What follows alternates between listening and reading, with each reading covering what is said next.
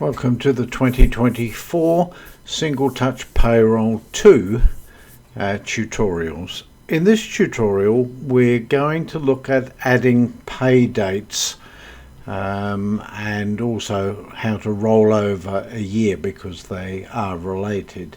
So if we go to maintenance, and firstly if we look at the rollover to a new year,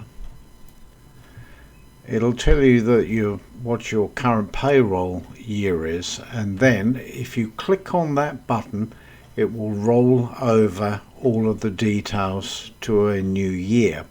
But what that will do is it will mean you need then to probably add new pay dates.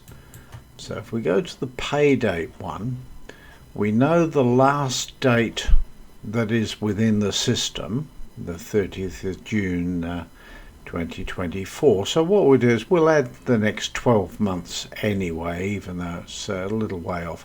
So the starting pay date is the 1st of the 7th 2024, and the finishing date will be the 30th of the 6th 2025. Now the program will determine if there are too many days and it will cut it off beforehand, and we're looking at, is it fortnightly or monthly that we're having a look at. So you can do weekly, fortnightly or monthly. So what we'll do is we'll say that it's monthly,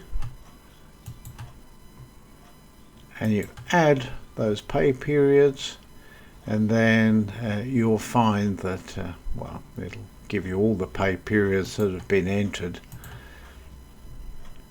So we'll all the way to the 30th of June, because we've done it monthly, it'll take it to the end. So there we've added the additional pay dates that we will use throughout the next year.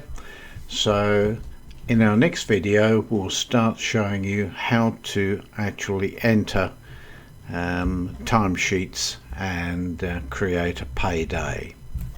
Thank you.